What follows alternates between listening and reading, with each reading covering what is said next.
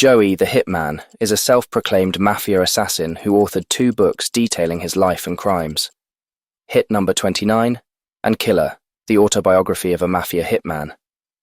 Known for his brutal honesty and no-nonsense demeanor, Joey claimed responsibility for 38 organized crime-related deaths, working primarily for the mob. His identity and location have always been kept secret due to the nature of his confessions and the potential threat to his life if exposed. This interview, conducted by Tom Snyder, delves into the mind of a professional hitman, offering a rare glimpse into the world of organized crime and the psychology of a man who has spent his life killing for money. The interview is significant not only for its content, but for the fact that Joey openly discusses his motives, methods, and philosophy of life. He justifies his actions by positioning himself as a businessman, catering to societal desires for illegal activities such as gambling, drugs, and prostitution. Joey's demeanor, casual yet intense, provides a fascinating case study in the psychology of professional killers. This episode of Inside Evil Interrogations will break down his responses and offer insight into the complex psychological dynamics at play. In the opening segment, Joey sets the tone by describing himself as a professional hitman, detailing his background and motivations. His responses to Snyder's questions are chillingly casual, revealing a deep-seated detachment from the gravity of his actions. Joey's immediate response to what would happen if his identity were revealed, "I would be dead very, very quickly," shows his awareness of the high stakes involved in his life choices. Joey's justification for writing his books, despite the risk, indicates a complex interplay of defiance and a need for recognition. He suggests that his actions are a reaction to public hypocrisy, stating, "You want gambling, you want narcotics, you want prostitution. Man, stop blaming us." This deflection and reframing of responsibility are common among individuals involved in organized crime, who often see themselves as fulfilling societal desires rather than acting purely out of personal gain. From a forensic psychological standpoint, Joey's demeanor reflects traits associated with antisocial personality disorder, including a lack of empathy, a propensity for deceit, and a disregard for the safety of others. His willingness to discuss his violent acts without remorse or hesitation is indicative of a personality that has normalized extreme violence as a means to an end. Good morning, everybody. As we plan this program here at the outset, we will have but one guest for the duration of our tomorrow program this time, whose name is Joey. Joey is the author of 2 books. One of them is called Hit Number 29. The other is called Killer, the autobiography of a Mafia hitman by Joey. And I guess for fairly obvious reasons, Joey tonight on this program, because it is a television exercise rather than radio or newspaper, will not appear as he might if you were to see him in his bedroom, shall I say. He bills himself as a Mafia hitman. He has been called by some people the happy hitman. He claims to have 38 hits or killings to his credit or discredit, 35 for money and 3 for revenge. All 38 have been members of what is called the organization. Joey, I welcome you to the program here this morning. And I can't resist asking you here at the outset what might happen to you if you were to appear on this program without the facial mask and without the shadowed lighting, and if we would be able to see you as you really are. What would happen? I would be dead very, very quickly. Who would kill you? The mob. Why would they kill you? Have you not worked for them? Yeah, but I violated their rules by writing those books. Number one, the fact that they don't know who I am is one of the reasons I'm still alive. Number two, and number three, the law would have a field day with me. Mm-hmm. Because they know who I am, but they just can't prove I've done what I've done. Uh-huh. What would you do to me if I were to walk over and lift that mask up off your face? I'd cut your heart out. We now understand the ground rules, and the tomorrow program will continue after this. All right, we begin with Joey, and I'm almost compelled to ask you here at the beginning, Joey, why you do what you do, or why you've done what you've done, since I understand that you are now retired from the business. No, you're wrong on the second part. I am not retired, and I do what I do for money. If I'm hired, I do the job. That's exactly the reason I'm here. And why have you now chosen to write books about what you do, Well, which puts you in some jeopardy. Yeah, as you say, but- you would cut my heart out or anybody else's heart out who would attempt to reveal your identity publicly or give your location away. true. And so why take the chance of writing these books and bringing this information before the public? The first book we wrote was done with the purpose in mind of, I'm sick and tired of me and my people being blamed for what you and your people want. You want gambling, you want narcotics, you want prostitution. Well, man, stop blaming us for the graft and corruption that's involved in it. Legalize it. Or shut up once and for all. This is what the business is. Catering to people like you. That's why I wrote it. I feel that it's time that the public made up their mind. They want us or they don't want us. Now, if you want us, marry us. If not, shut up. Well, we may want you, but I don't think we want you to kill us for wanting it. Yeah, see, the violence in my business is basically contained within the business. If you read, if you know your history a little bit, the day of going in and shaking some mooch down to try to take over his business, I mean, this is passé. This happened in the 1910s. Today you try that, you'll have law coming out of all your ears. The violence today in my business is basically concerned in two facets. A, people in the business who have crossed somebody, have robbed from somebody, or are trying to obtain power. Because, as I said before, there's a tremendous amount of money here. The other part of violence is people like yourselves who do business with us, and you don't do it honorably. Because whether you like it or not, or whether you want to believe it or not, we are very, very honorable people. If you win our money, we pay you. If you lose your money, we want to be paid. If you borrow our money, we want to be paid back. We don't send for you to borrow our money. You come voluntarily. Because the bank or the savings and loans won't give you the money, so you come to us. I was going to ask you, how do I do business with you? Well, and when I say I speak for all the people.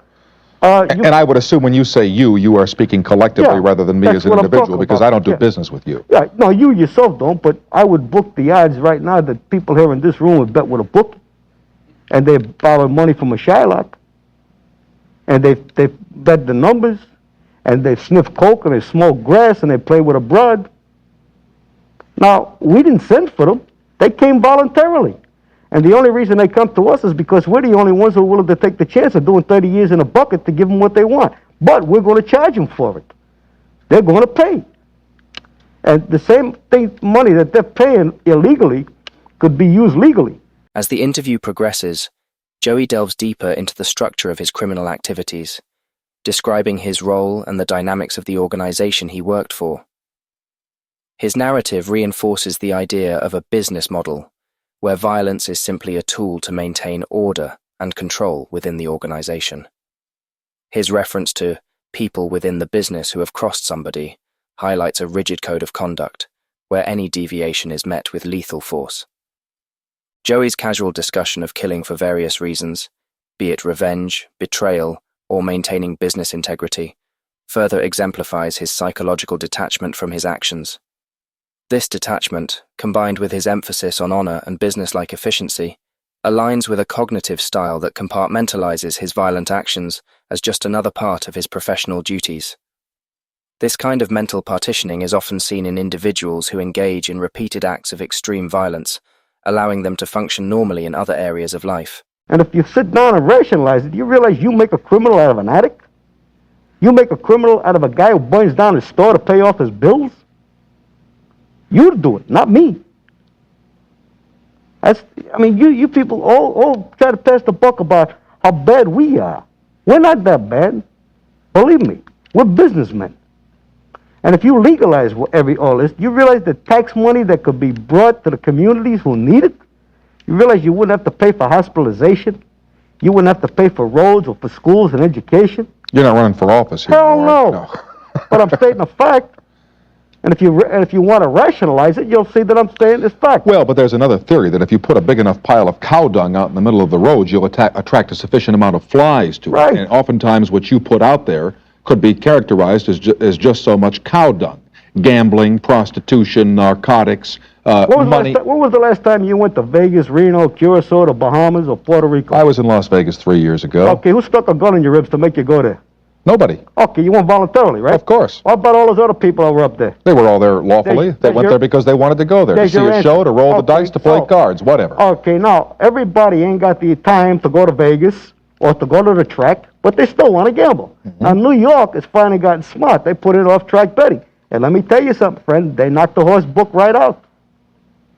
As badly run as that operation is, they knocked the horse book out. So now Massachusetts has just legalized sports betting.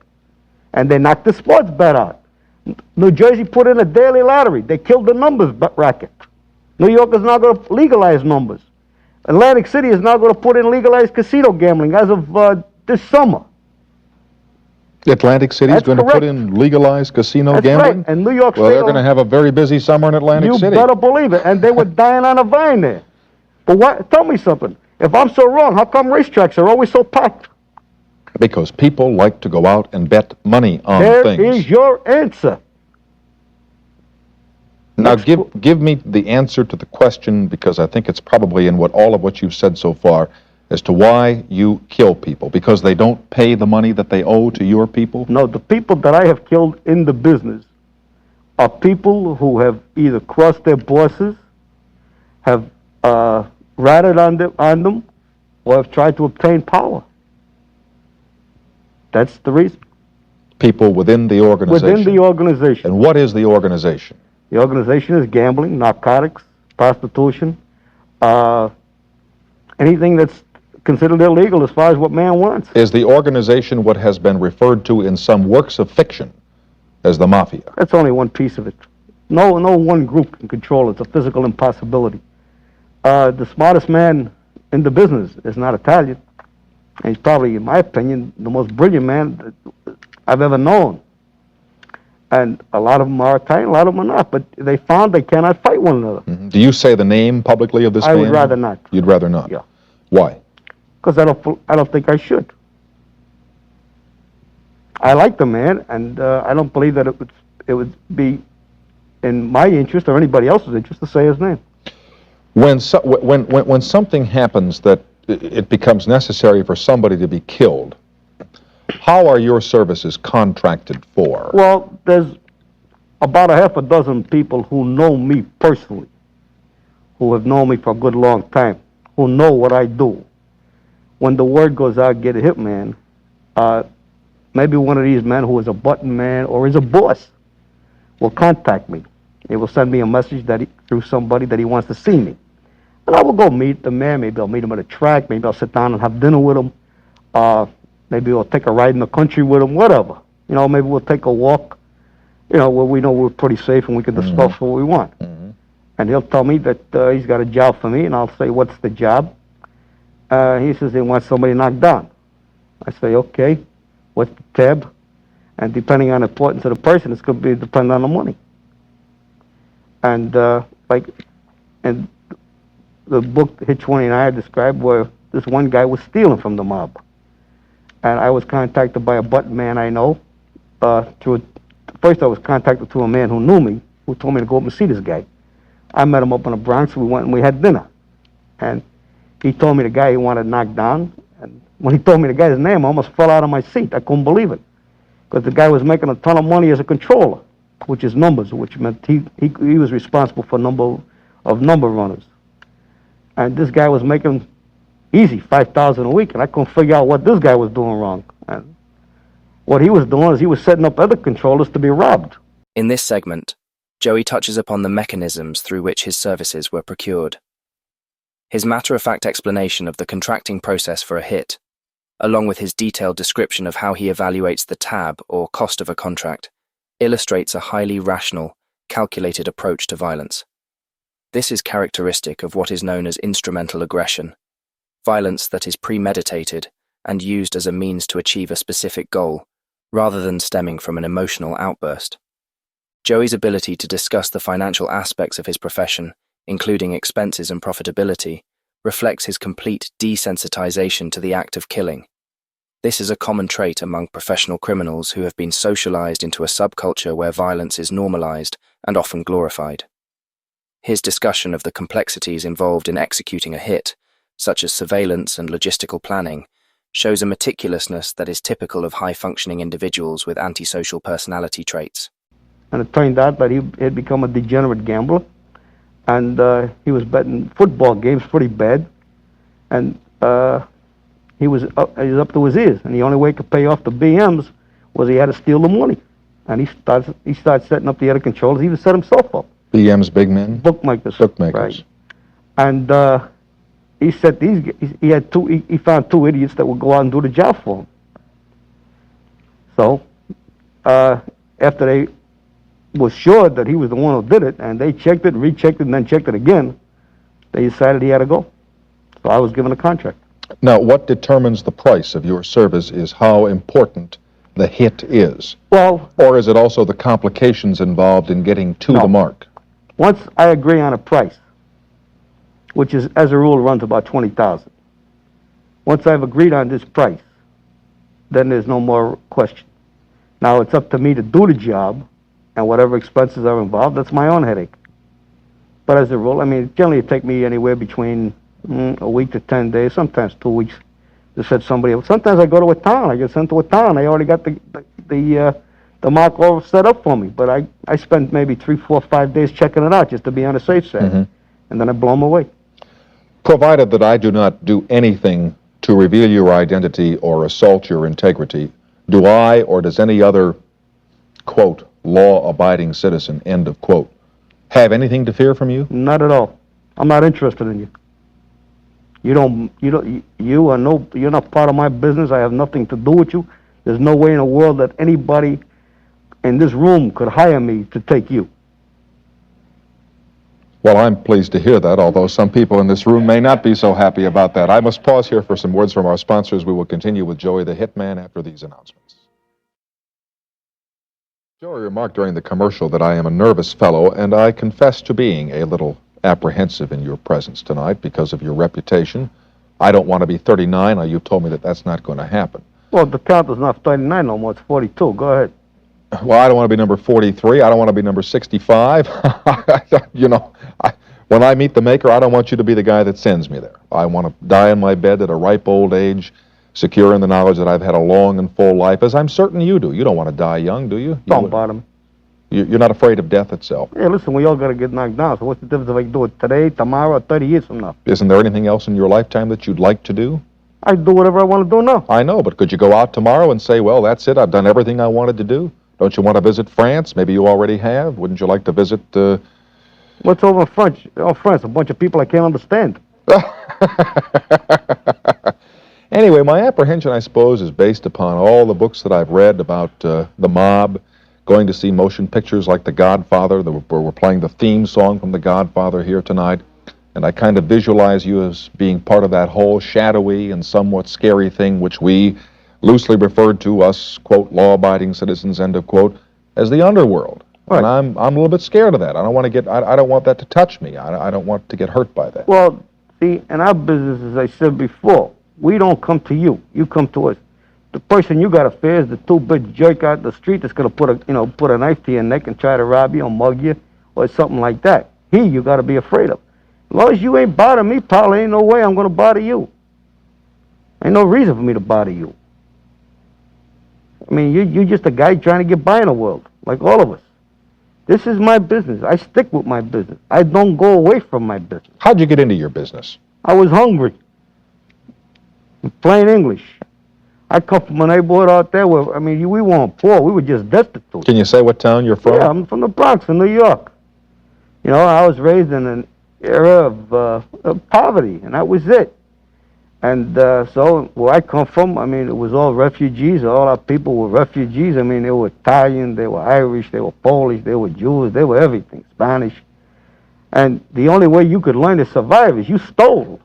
And you had to steal better than somebody else so you could get there first. And you had to learn to be a little meaner. In other words, if you had a target set up and two guys came along and said, we're going to take it, you better hit them with a bat or something, because that's yours.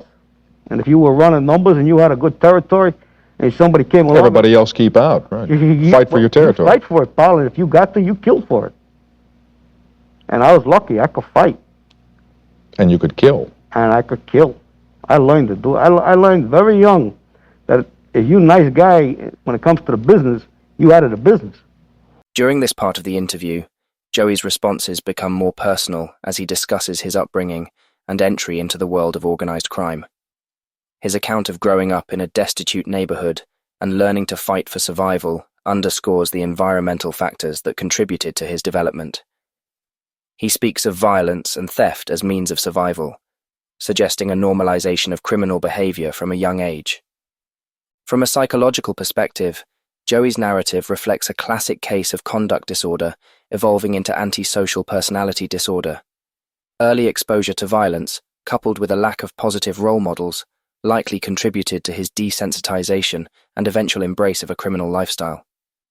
His statement, "I learned very young that you nice guy," highlights his belief that empathy and kindness are liabilities in his world, a worldview that is often ingrained in individuals who operate within violent subcultures. Did you have to learn how to kill people, or did that come natural to you? Well, the first man I ever killed, I was offered so much money. To me at that time was $5,000. I was 16. It was natural. I wanted that 5 G's. I wanted to be somebody different, and I was. How'd you kill him? I walked up behind him and shot him in the head. How do you kill people? What are the varieties of ways that you use? I use a gun. I don't look to torture nobody. I don't look to cut them up. I just look to blow them away. Just do the job and keep going. It's not like in that movie that I mentioned where the wire comes up behind the guy in the seat of the car, or... Well, it's nice fiction. At least I never seen it done. And if you check just about every hit that's ever been known, the guy was either stabbed a few times and he was probably dead after the first one nailed him, or they blow a hole into him. I mean, you don't torture people. I mean, only idiots do this. What do you win? The guy's going to die, let him die. You're not a sadistic person. No. You don't want to inflict pain on people. No. You just want to blow them away. That's it. You said before that society has nothing to fear from you, that you could go out and get your head bashed in by some punk on the street.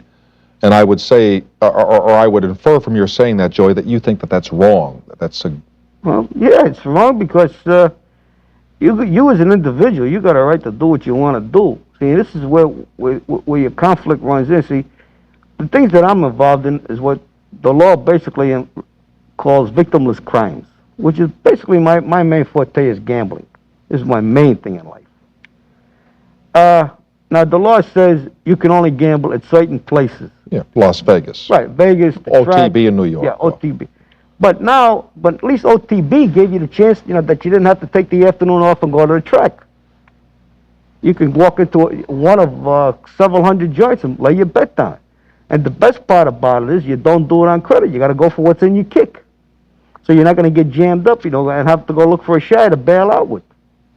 You're not going to call some guy on the horn and say, give me 100 across here, or give me, I want to bet, what's the line on this particular game, and the guy's going to give you the price, and you're going to bet 500 that you don't have, and you're laying 550 to 5 to begin with, so you're getting beat right down on the price. You're giving points, plus you're laying 10% vig. Anyway, if you or I were to walk out here on the street out in front of this building right now, and some punk came up and bopped us both over the head and damn near killed us and took our wallets, that would be wrong. Yeah. Or if somebody shot us and took our money, that would be wrong. Yeah. Why isn't it wrong when you blow somebody away? Because I don't bother people like you. Even the cops say I'm doing them a favor. Because they can close out all the things they want to close. Anytime I knock somebody down, they say, well, there's another one we don't have to worry about. Like I explained once before to somebody, you can go out and you can kill 100 hoods a day. You get beautiful headlines, gangland killing, arrest imminent, usual garbage. Nothing happens. But you knock off one innocent citizen in a public place, and pal, you got martial law. And when we were writing this book, I told it to the guy that was writing with me, and he looked at me like I was sick in the head. And sure enough, 2 weeks later, a couple of guys got knocked off in New York on the Neapolitan noodle, and they were innocent Joes. You had martial law in that town. You had numbers runners couldn't go out and make a living. The question still is, why is it all right for you to go and kill somebody, but it's not all right for me? Let me put it that way. Oh, because I kill only in my business. I don't kill out of the business. I don't come after people like you or that cameraman over there or that guy sitting over there playing solitaire. Where's the guy playing solitaire? Oh, that guy over there playing solitaire. How long has that guy been playing solitaire around here? As long as you've been paying him. We're paying that guy to play solitaire. The red 8 goes on the black 9. But why does the guy have to be killed? Why can't he be talked to? You don't talk to him. I mean, once the guy crosses you, you don't want to. I mean, it's got to. You knock him down as a warning to the others. See, it's a funny thing, you know. Like in my business, as many guys have been knocked down because they done wrong. There's always somebody else gonna do wrong, and it's just a funny way. I don't know. I can't explain. It's human nature. But I'm the guy that they come to when they got a problem. That's it. Many times, then, the people that you have to exterminate are people that you don't even know. Is that For right? the most part, I don't know. No. Do you ever feel remorse for these people? Do you ever think he's got a wife, he's got some kids? I wish I didn't have to do this, but I have to do it? No way. Joey's recollection of his first kill at age 16 for $5,000 is particularly telling. His focus on the monetary reward and his casual recounting of the act, "I walked up behind him and shot him in the head," demonstrate a complete lack of empathy and a purely transactional view of human life. This detachment from the moral implications of his actions is a hallmark of psychopathy, where the individual perceives others as objects to be used or eliminated in pursuit of personal gain.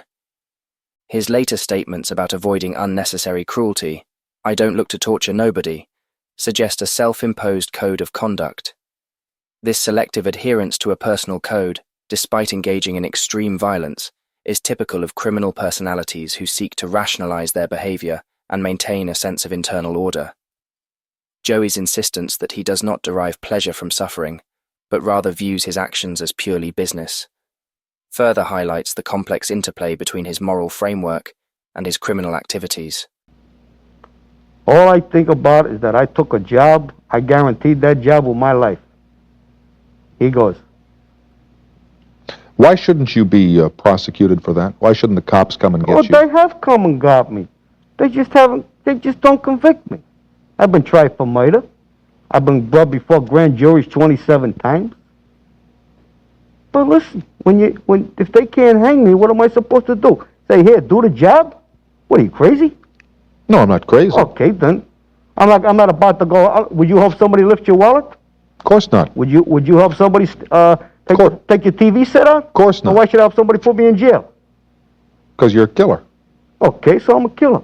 What about the guy that pulls the switch in the electric chair? He's a killer.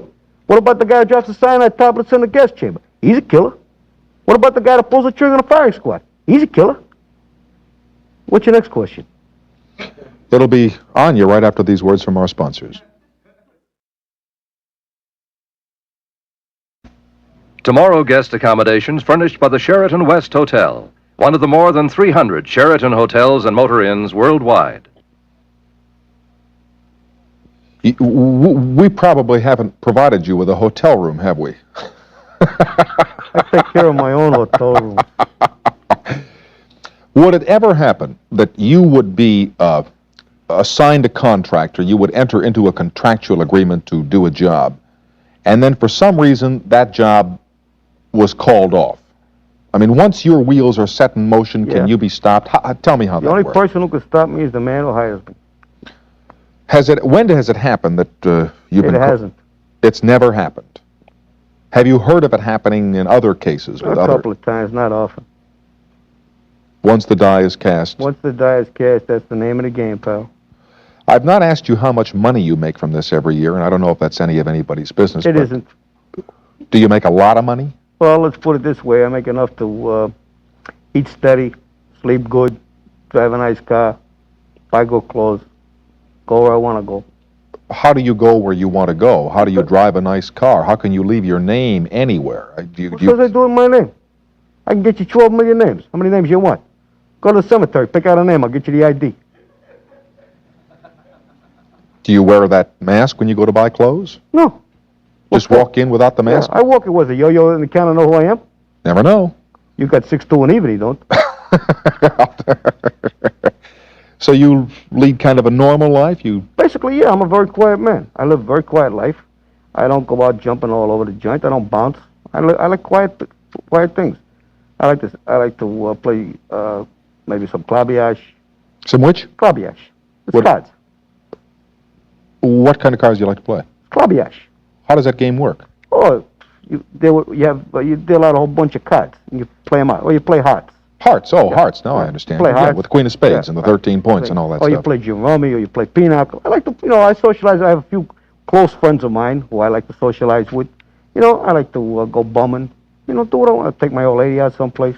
Maybe sit home, watch the tube. Take the dog for a walk. Just your average, quiet, hired killer. Right. Yeah. Do you report your earnings to the Internal Revenue Service? Oh, I file an income tax every year. Yeah. You do. You better believe it. Of course, I don't put down my occupation as such, but I file. What occupation do you list? How about salesman? Salesman. All right. I'll give you 6-2 and even on salesman. That's probably part of your work. Mm-hmm. The statement you made a while back about people want prostitution, and they do, and they want to gamble, and they do, and they want to smoke grass, and they do.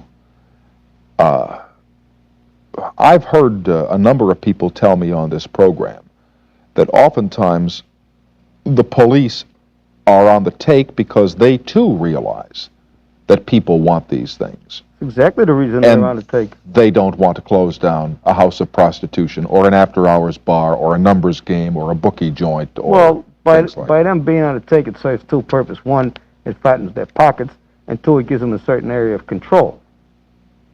They always can get their hands on, if they want to make, they make a pinch to make it look good, because the church group has been screaming, about this. So they knock a guy off, they knock a goulash joint off or whatever they got to do, just to pacify people. So you take a pinch, you pay a fine, maybe you do 5 days in a bucket. That's not. But Joey's discussion of the professional risks and ethical boundaries he sets for himself, such as not attacking targets in their homes or places of worship, reveals a peculiar sense of honor and professionalism. This selective morality is often observed in individuals who engage in violent crimes, where they establish personal rules to differentiate themselves from what they perceive as worse criminals. His casual admission that he has faced numerous grand juries and been tried for murder without conviction suggests a deep-seated belief in his own invulnerability. This confidence, coupled with his disdain for law enforcement and judicial systems, reflects a strong sense of superiority and entitlement, traits commonly associated with narcissistic and psychopathic personalities. You ever done time? who, me? Yeah. I'm innocent. I never Okay. do time. I thought maybe for a speeding ticket or something like that. Well, you pay your tickets. Yeah. There's a very funny story about that in New York. A guy I knew, the guy was in the narco business, and he's got 30 kilos of heroin in his car. And one day he's going down the street, and he's got a tail light out. So a squad cop pulls him over. He says, "What's the problem?" He says, "You got a tail light out." So the copper wants to be a real copper. So he gets on the horn. He wants to find out the guy's got any outstanding tickets, and the guy had about 12 of them. He takes us to the station house, and they open up the trunk, and there's 30 keys of heroin. So you take care of your tickets. And that was the end of that. That's it, pal. In this business, you find that the little things can get you in a lot of trouble, a lot quicker than big things, because the big things you're going to take care of. Are you a careful person? I try to be. You make certain your taillights work? Yep. Pay your traffic tickets? Yep. File your income tax returns? Make certain everything's taken care of, Joe. All the bills are paid promptly. I ain't got nobody knocking on the door. I owe money, you know. I just, like I say, you just do things quietly so you don't get tripped up. Do you think that these commissions like the Knapp Commission in New York and some other investigations that have taken place in cities such as Chicago, where they want to clean up police departments, do any good at all? No, Why not? because all they do is they drive the price of graft up. You're not going to knock it out by trying to persecute the cop, because the cop figures, well, okay, I'm in so far, I'm going to go a little further. So now if you're paying the guy $1,000 a month and you start leaning on him, the price is now going to go to $2,000, maybe $2,500 a month. He's not going to stop. The money's too good. He's willing to take the same chances I am now. Now he's in the same boat I'm in. He ain't no different. When you're doing your job, are there any places that you would not hit somebody? I won't hit him in his own home. I won't hit him in a place of worship. Why not in his own home? Oh, to me, a home is a man's, castle. That's a sanctuary, man. You don't go in there and bomb somebody out. Catch him outside the house, fine. You don't go in there and do it. They say that word travels quickly in the underground. I suppose it How does. about the underworld? The underground's what they had over in Europe, don't worry. All right, the underworld. Word travels quickly among criminals. Very quickly. Don't you think that the people who are your targets know you're coming after them? As a rule, no. As a rule, just about everybody I've ever hit always thought they were safe until bing, they got nailed. When has it happened that somebody knew you were coming and tried to get away? When he heard the hammer click. Nobody has ever known that you're coming after him? Nobody has ever gotten the word, hey, there's a contract out on you, Sam, you better look out, Joey's coming? That's never, ever happened? No, somebody may suspect that they're going to get nailed, but as a rule, the party that puts the contract out on them, why should he allow the party to be warned? He's only defeating his own purpose. Yeah, but word travels quickly. Mm-hmm. But again, as I say, when you have a contract out, there's only a couple of people that know about it, and they're going to keep their mouth shut. Like, I knew a friend of mine was going to get knocked down because I was offered the contract. Because we had been as close as we had been, I turned it down. And I had dinner with the guy like a week before he got knocked over, but I never said a word to him. Some friend you were.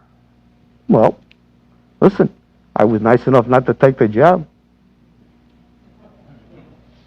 Yes, you were. We will continue with Joey, who is the author of Killer, which is now in paperback and hit number 29 when the Tomorrow program continues after these announcements.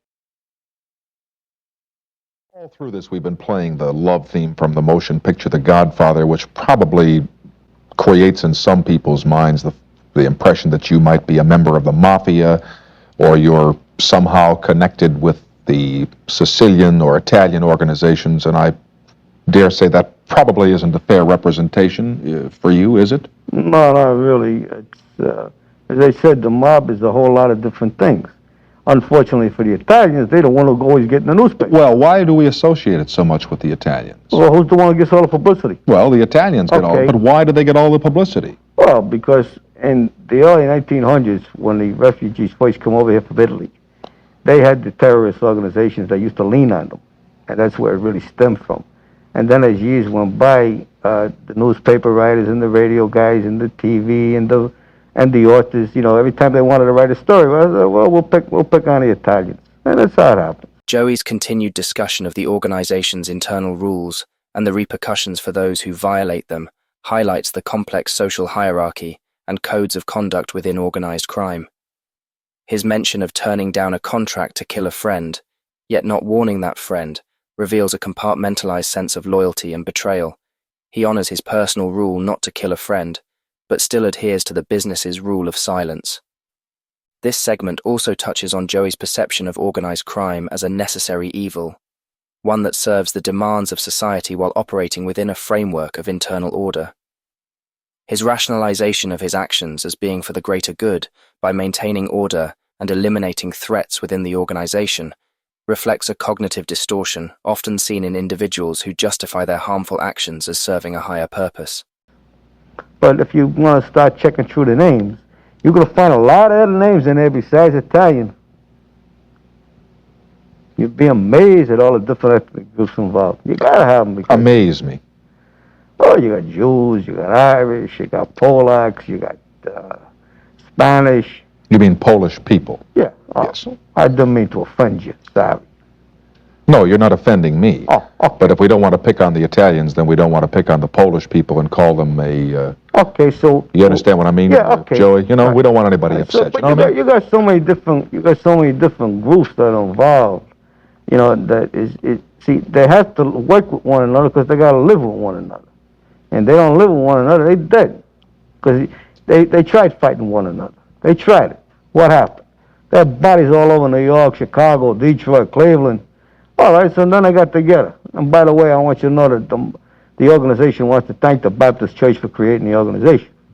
Why should we thank the Baptist Church? Who created Prohibition? Well, among others. Among others, they were the leader. They were the leader. Well, I think people in the Women's Christian Temperance Union... Well, what is the Women's Christian Temperance Union? I don't know. Are they all Baptists? 99 9/10.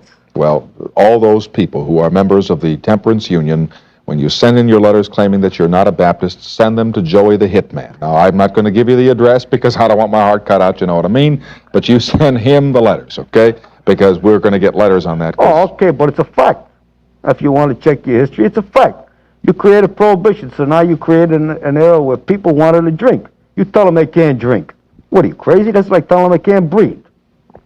Or they can't drive their cars on Sunday. Right. So, okay, so what happens? They found somebody to make sure they got the booze. Look at the biggest name in American politics stemmed from being bootleggers, Kennedy. The finest restaurant in New York, 21, bootleggers. Not a good guy when he was alive. Sherman Billingsley, bootlegger. So where'd they come from? Butcher, bootlegger. Some of the finest names in America. Okay.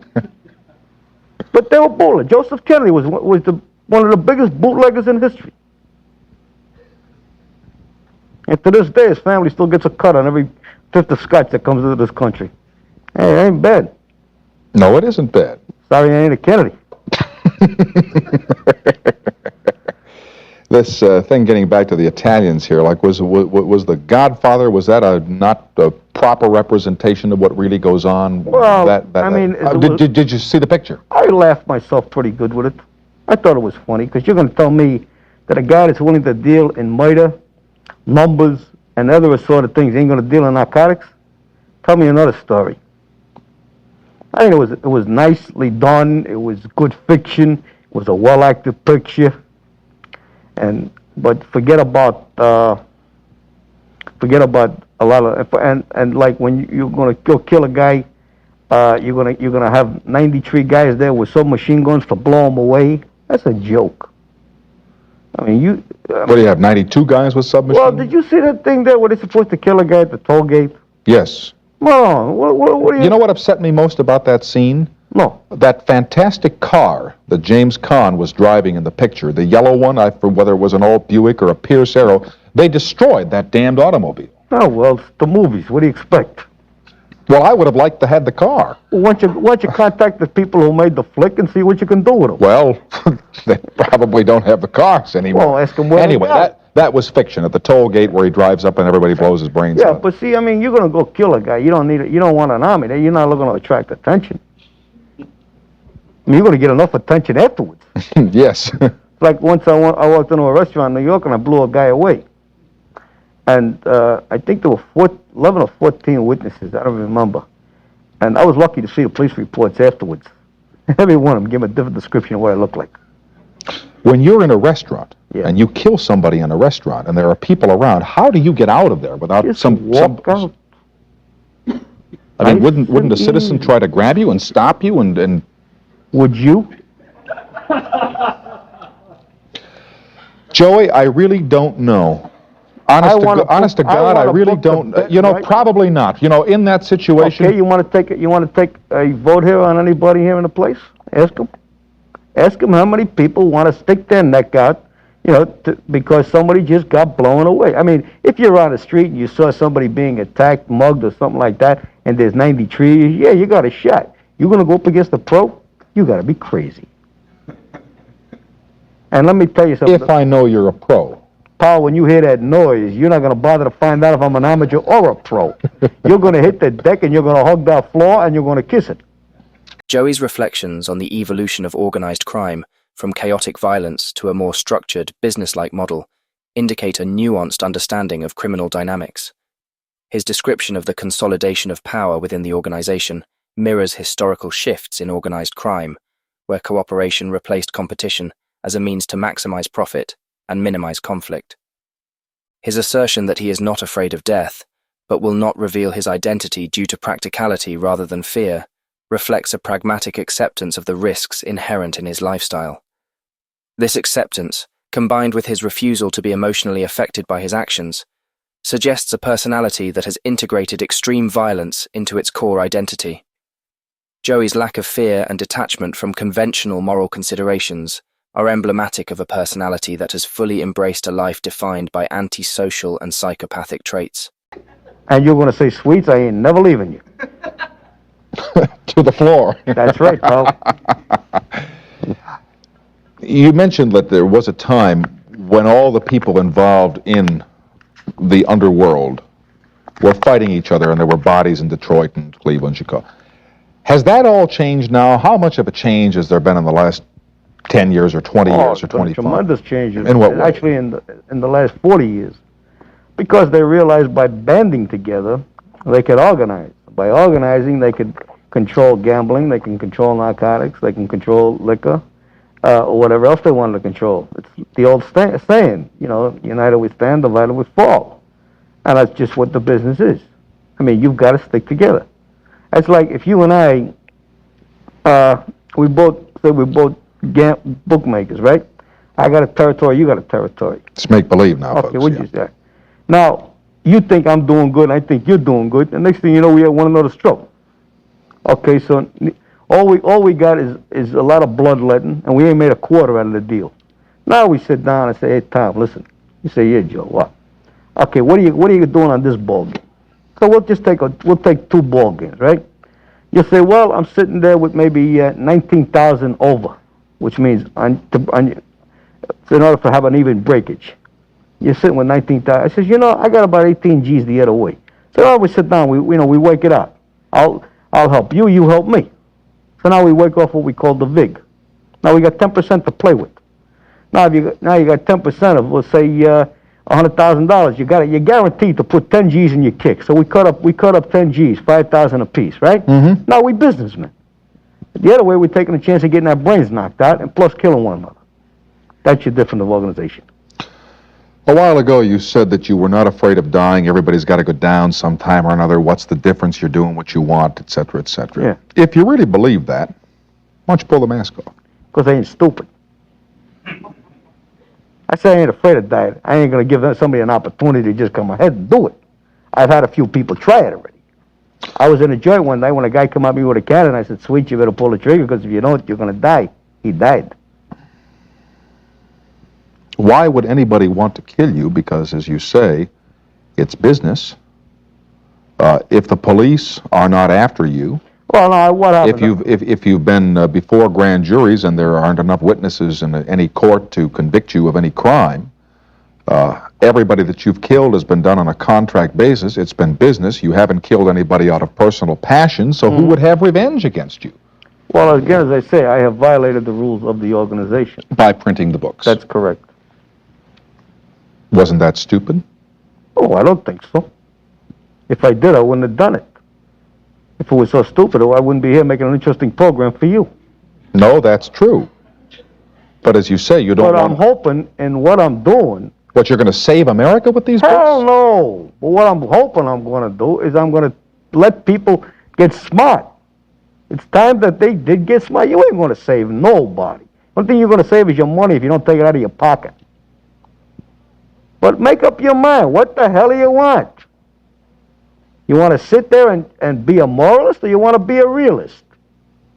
And you just can't write laws against morality. It's just a physical impossibility. It's been proven since the beginning of time when people started writing it down. Every time you had a dictator said you can't do it, somebody went out and did it. Every time you had some yo-yo who said, well, this is no good for man, somebody turned around and said, it sure is. Go ahead, pal. And regardless of what the consequences are, somebody is going to go ahead and do it and provide it, as long as there's somebody else who wants it. Now, I think it's time that it was legalized. Now, you're the one who sits there in horror that a man like me exists. Hell, man, you created me. What's the matter? You don't like your Frankenstein? Well, we've been all through that. Okay. That we created you. That is absolutely correct. But I just wonder if you're going on this program or any other program and writing, the killer book or the Hit 29 book is going to wake anybody up. I think so. It's woke a lot of people up. We'll see, Joey. I have to do you asked me what I want to do. I want to do this little commercial here. Okay, go right ahead. And then I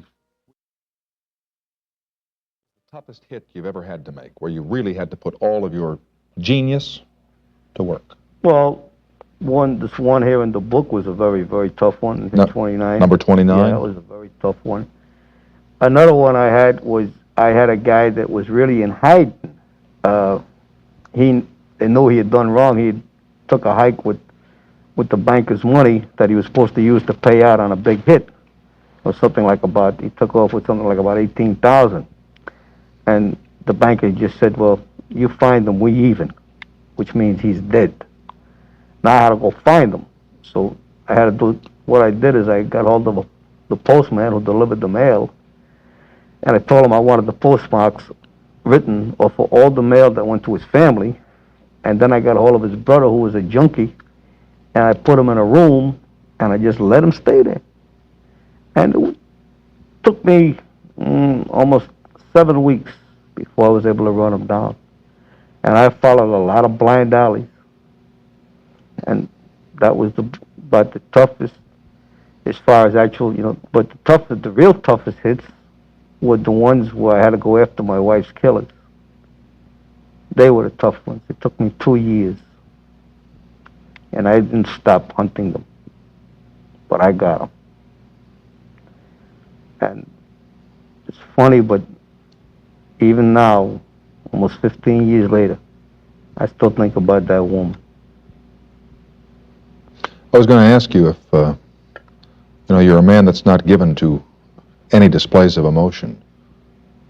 Do you cry about that? No, you don't cry. Have you ever You cried? hate it. Have you ever cried, Joe? No, you don't cry. You just learn to hate. And that hate is what's driven me on. When I found out that she had been murdered, I had known how to dislike before that. I knew how to be oblivious to things before that. But that's when I really learned how to hate. And I'm very good at hating. So the toughest hits I ever made, I would have to say, were the 3 men that killed my wife. Joe, I'm going to let you go. The names of the books are Hit Number 29 and Killer. And I probably won't see you on the street. So... You may. Well, I won't know it. No, you won't. And if I did, I'd keep my mouth shut. We will continue and tell you about tomorrow night's program after these announcements. Joey.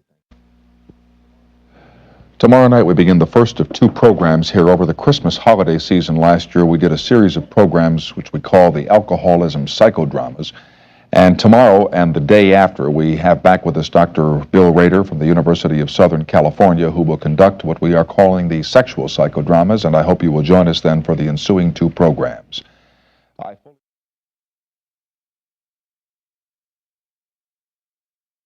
In the final segment, Joey discusses his motivation for writing his books, citing a desire to wake people up to the realities of organized crime. His disdain for societal hypocrisy is evident as he criticizes moralists who condemn his actions while benefiting from the very activities he facilitates. This deflection and externalization of blame are classic defense mechanisms used by individuals to rationalize their behavior and shift responsibility away from themselves. Joey's reflection on avenging his wife's killers, whom he hunted for 2 years, reveals a rare glimpse of personal emotion. His admission that this experience taught him to hate, and his continued fixation on it, suggests that despite his professed detachment, he is capable of intense, focused emotion. This vendetta, framed as a personal mission rather than a business transaction, contrasts sharply with his otherwise unemotional demeanor, indicating that his sense of self is deeply intertwined with his ability to exact control and retribution. Conclusion. Joey's interview provides a comprehensive case study in the mindset of a professional killer. His combination of rationalization, compartmentalization, and Joey the Hitman provides a complex and chilling insight into the mind of a professional killer. His interview reveals a mixture of detachment, rationalization, and a strict code of conduct that he abides by, even in the context of his criminal activities. His descriptions of murder are cold and calculated, showcasing a complete disconnection from the emotional impact of his actions. Joey's justification of his lifestyle as a service to society fulfilling the desires for illegal activities, reflects a deep cognitive distortion common among those involved in organized crime. His ability to compartmentalize his violent actions while maintaining a semblance of personal honor within his criminal code is a classic trait of psychopathy, where conventional moral boundaries are dismissed in favor of self-serving principles. Throughout the interview, Joey's demeanor and language indicate a high level of comfort and familiarity with discussing his crimes, further highlighting his emotional detachment. His references to the structural changes within organized crime, moving from chaotic violence to a more structured, business-like operation, provide valuable context to understanding the evolution of criminal organizations. Overall, Joey's narrative serves as a stark reminder of how deeply ingrained violence can become in an individual's identity, particularly when reinforced by a subculture that normalizes and rewards such behavior. His story is a testament to the dangerous combination of a desensitized personality and an environment that not only permits but encourages the use of lethal force as a means to an end.